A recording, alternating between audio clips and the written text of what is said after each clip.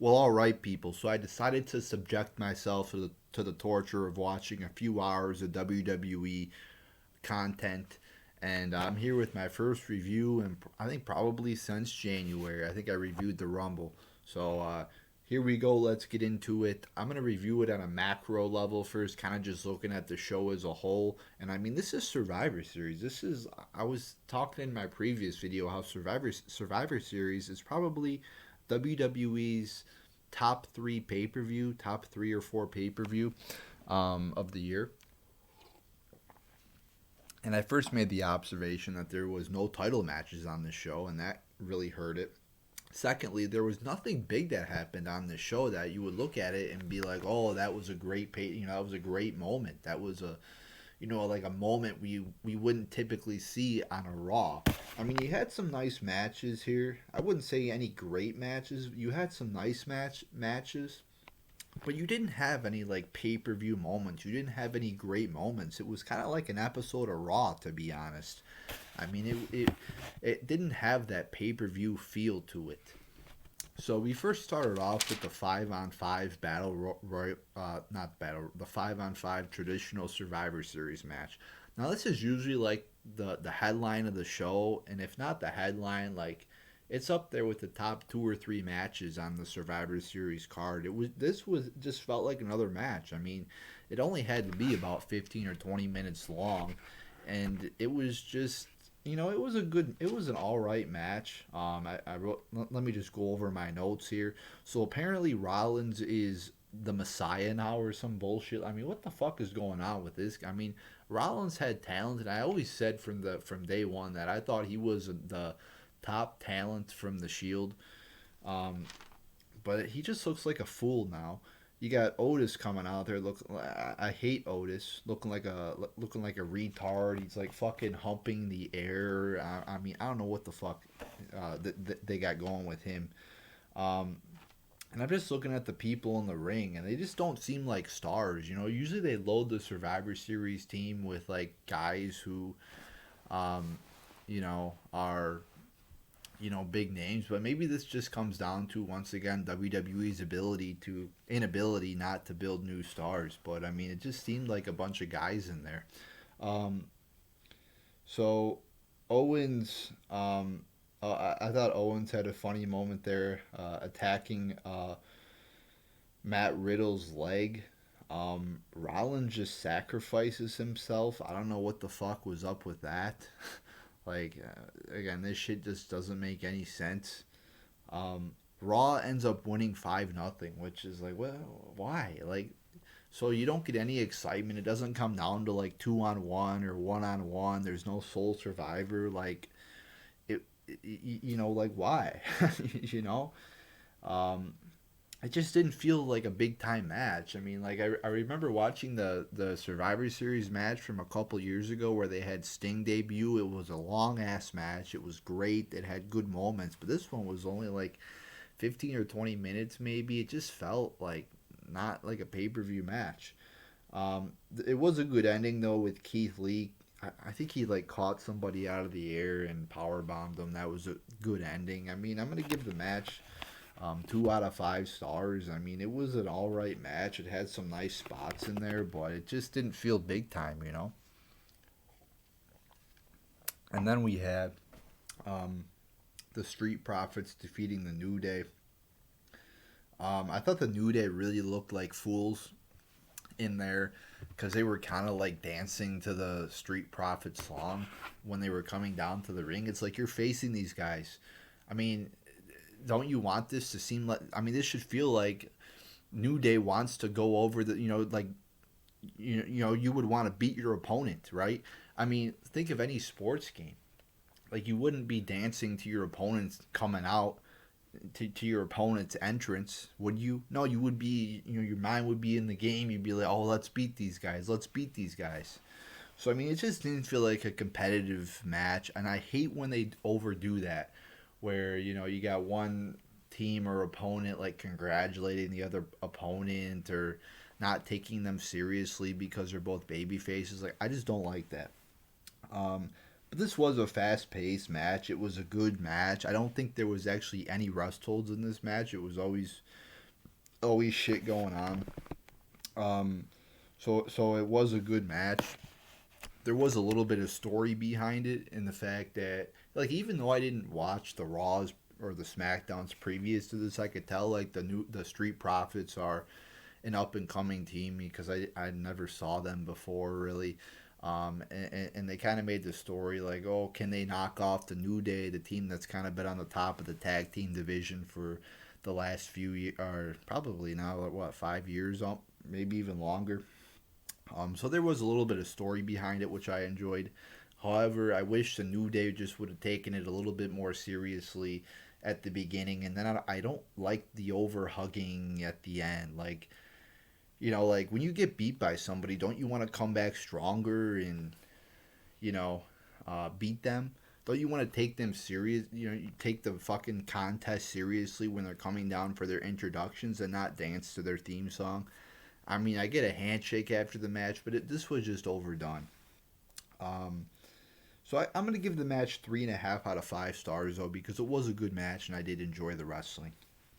Then we had Lashley defeating Sami Zayn, and this was just a boring fucking match.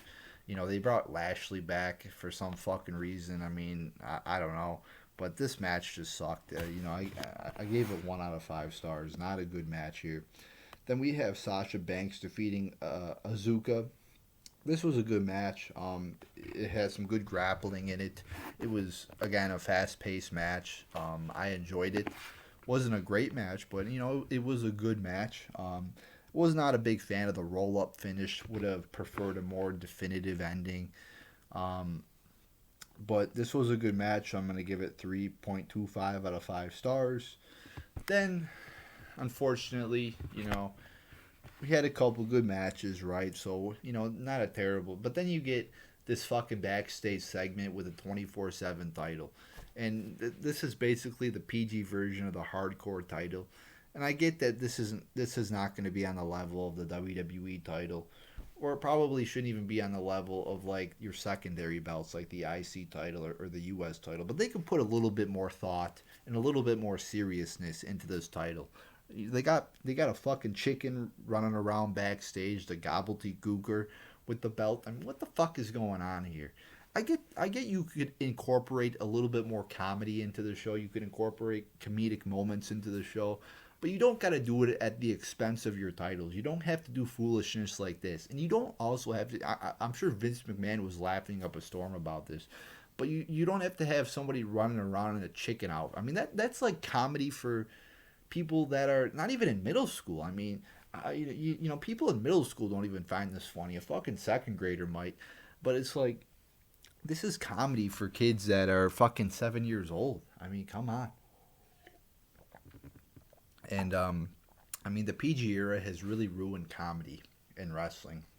And it's really participated in the downfall of wrestling, or WWE. But, I mean, this backstage segment was just... It reminded me of why I stopped watching. Then we have the Divas 5-on-5 match. Because, like I was saying in my previous video, men and women got to be equal on every length now. And WWE has unfortunately fallen into that trap. It was an alright match. There was a couple of good moves in here. There was a Spanish fly from the top rope. There was Bayley did that suplex off the top rope onto the ring floor, onto all those people. That was a good move. There was a few good moves in here. So I'll give it 2.25 out of 5 stars. But nothing special. I will say, though, Divas Wrestling has gotten better. I wouldn't say it's great by any means, but it has gotten better. But that's not really saying much because, it's really been garbage for a long time now. But, watching the Banks versus Asuka match, that was a good match. In this 5-on-5 match, it wasn't terrible. Maybe in the past it probably would have been terrible, but... the Divas division has gotten better. There are some people in there who are talented, no doubt about it. But it's kind of like the men's division. You got talent in there, but the non-creative team just ruins it all. Let me go to the backside now. We got... then we got Reigns defeating McIntyre. This was an alright match. It started very fucking slow. I mean, you had rest holds all over the place. It was a terrible start. That was almost like, wow, this is going to be like a point 0.5 star, 1 star match. Then it did pick up a little bit. I got to be fair. There was a few good moves in there. You had the Samoan drop through the table. Well, at first the table didn't break, so they had to do it a second time. And then the spear through the ring apron. I do have a complaint about that though. So McIntyre gets Samoan dropped on the table, and then he gets Samoan dropped through the table, and then he's back on his feet in about a minute. I actually went back. I'm like, wow, he got to his feet really quick. So I went back and rewinded it, and it was like 55 seconds he's back up on his feet from those two moves. Where is the selling? Okay, I mean, you're supposed to fucking sell those moves. And this is a thing now with WWE that they do all these fucking crazy ass moves, tables, but you got to sell these moves. You got to stay down for at least a couple minutes when you get put through a fucking table. And twice, two big moves, and he's up in 55 seconds. Then he gets speared through the ring apron, or speared through the barricade. Then I think he got speared again, and he still kicks out. It's like, why? Like, I get with a finisher, every once in a while on a special occasion, you're gonna get somebody kicking out. That's okay, but what they're doing now with having people kick out of like 5 finishers, it's like, what's the point of even calling it a finisher? Like watching I think it was Brock Lesnar Drew McIntyre match, like everybody's kicking out of like 8 finishers. It's like, what's the point of even calling it a finisher at that point? And it's like people are just kicking out of everything now. I mean, it's ridiculous. So I'll give this match 2.5 out of 5 stars. It picked up a little bit at the end. But it was it started really slow. I gotta say that. And then we get our final segment of the night, which was the Undertaker's retirement. And I gotta say, who knows if this is true? First off, Undertaker already said he was going to retire probably 2, 3, 4 times in the past. The most prominent comes to mind is at WrestleMania when he laid down his ring gear in the middle of the ring. Oh, but no, he's back. Secondly, pretty much every person has come back from their retirement or their so-called last match in some form or another. Like, the only one I can't think of is Stone Cold. I mean, seems like everybody else from the Attitude Era has come back or at the very least has overstayed their welcome. And Undertaker probably should have retired after that CM Punk match at WrestleMania. I mean, that would have been a good way to go out on top. But I mean, that was probably his last like great match where he contributed to it, I would say. I think at WrestleMania, I think it was 33 with Shane McMahon, he kind of got away with it because that was a good match, but it was Hell in the Cell, and Shane McMahon was in good shape, so they could kind of get away with it. And this last thing that he did with AJ Styles, that was a cinematic pre-taped match, so that was totally just, I thought that format was kind of dumb. But like, who knows if he's going to retire for real? It only takes Vince McMahon one time to call him up and the ratings are in the shit. Hey Mark, the ratings are in the shit because our non-creative team sucks. They can't build any new stars. We got nobody for this pay-per-view. Mark, can you come back for just one more match, please? Because we don't got any big stars anymore, and we can't create any new stars. Mark, please come back. I'll give you $10 million. So who knows what the fuck's going to happen with that. And, whenever you hear retirement in WWE, there's probably a 25% chance that that person will stay retired, or you hear their last match or whatever the fuck. So, it's hard to take these seriously, really. So then you get all these legends coming out to the ring. Oh, they're here to pay tribute to The Undertaker. Godfather comes out, right? Godfather used to come out with like fucking 20 bitches back, 10, 20 bitches back in the day. Doesn't have any. Where are Godfather's hoes and bitches? Um, then then they just disappear. Like, okay, like we just saw their entrances and they just disappeared.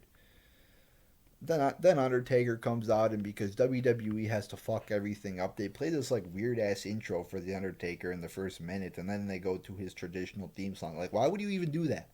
Undertaker has a great entrance and a great theme song. You don't gotta do anything different. Um, so then Undertaker comes to the ring and basically says, I've made many people rest in peace. Now it's my time to rest in peace. Um, and then you had the Paul Bearer hologram up there, which was, I guess that was kind of cool. I guess it's kind of those fucking holograms of dead people are kind of creepy if you think about it. I mean, it's just a fucking hologram. It's just a fucking projection. But I guess that was okay. Um, and then that was it pretty much. Um, I mean, it was simple. Um, I, the but I did hate the piped in chants and the piped in crowd noises are awful. They're just terrible. I mean, WWE did those pre-pandemic, by the way. Especially on when SmackDown was pre-taped, you can clearly tell that they would do those. But now it's like it's just so stupid. Like why? Like it just takes away from it, and you know it's fake. It's like having fucking sex with a sex doll. You know it's fake, right? Like, and it's not the same. It's just terrible. It's like you're probably just better off not having sex at all as opposed to having sex with a fucking doll. you know, like same thing with the fucking crowd chants. Just get rid of them. Don't even do the like I was saying in my video on the Thunderdome. Get rid of the fucking cardboard fans. Get rid of the fucking electronics fans on the fucking screen. I mean, that was just terrible. And, they really should have waited to WrestleMania to do this, I think. And and that would have done two things. You could probably, once WrestleMania rolls around in April, I'm sure the restrictions will be a little bit more lenient, so you could at least have like a 25% capacity. And secondly, WrestleMania is really, Undertaker's, thing, right? So I think that could have been done at WrestleMania. Um, and I think having a little bit more time pass and having Undertaker definitely not wrestle at WrestleMania would further cement the fact that he actually is retiring. Um, and just the biggest reason to do this too is just like to actually have fans there chanting. Like these piped in noises are just fucking annoying, and I hate them. Um, and this Thunderdome screen is just awful. Like I'm looking at the fucking losers on it, and they're like fucking sticking their tongues out. They're like fucking fucking around. Some of them are probably fucking masturbating. It's just fucking creepy. Like it's just weird. Like it's just a bunch of fucking random ass faces doing nothing, and it's just I don't like looking at it. It doesn't do anything. It hurts my eyes. Like I don't know what hurt worse, looking at those fans or hearing that annoying ass Undertaker song that new Undertaker theme for that first minute of Undertaker's entrance that they created.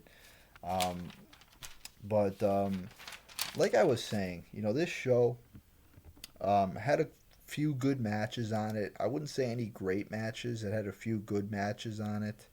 Um, but just nothing big time. Like nothing that you would expect to see on a top paper. Like you would expect to see like something big, like a return or a heel turn or a title change or like a really nice spot in a match or a surprise. But just this really just felt like an episode of Raw. Like it just did. And this isn't really WWE's fault, but the fact that there's no live fans there just really takes away from the experience more than other sports. Like the fans are a big part of wrestling, and not having them there just sucks. Like you figure that they would be able to do 25% capacity though. Like maybe get away with that because I know other sports are doing that, like football. But you know, football is outside, so that might be different. But you figure some way they could do 25% capacity. I mean, they are in Florida, which are pretty lenient on COVID restrictions. So you figure that they would be able to do that, at least get some live fans in there. But this whole Thunderdome thing is a total disaster. And I hear they're moving it to the fucking Tropicana field. So I guess you're going to have like 20,000 people on an electronic screen now, which would be fucking awful and would just be another reason why I don't want to tune in to this show. So there you go, people. There's your Survivor Series review. A few good matches, but no big time moments. So I think overall, I gotta say, it is a pretty mediocre um, pay per view.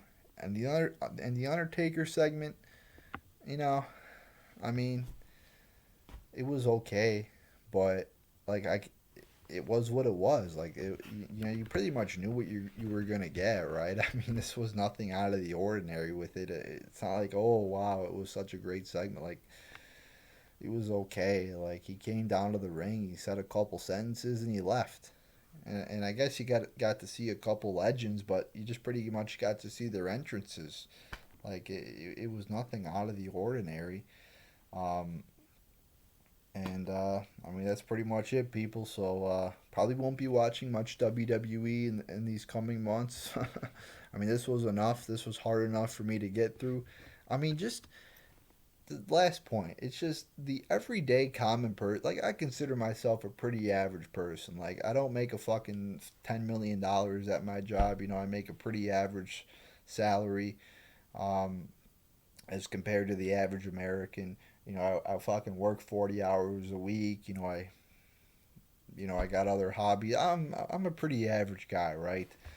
You know, like average people don't want to fucking sit down for fucking 6 7 hours a week and watch fucking WWE, even if it is good, which it's not by the way. But even if it is good, who the fuck wants to spend 6 or 7 hours of their free? And I wouldn't even say I'm average because I don't got a family, I don't got kids, I don't got a wife, I don't got a girlfriend, so I got even more free time than the average person out there. And even I don't want to waste 6 hours of my week, 7 hours of my week watching SmackDown, Raw, NXT, pay per views, 205 Live, AEW. You know, just all. I mean, AEW is their own company, so I won't mention that. But um, the average person, like they don't got much free time on their hands. Like they may got a half hour or an hour every week to watch an episode of their favorite TV show, but asking somebody to tune into Raw, SmackDown, and all these fucking shows on the network and the cruiserweight division, it's just too much. It's way too much, and I don't got the energy to keep up with it, which is why I stopped watching. And this just reminded me here of why I stopped watching. So there you go, people. There's my Survivor Series 2020 review.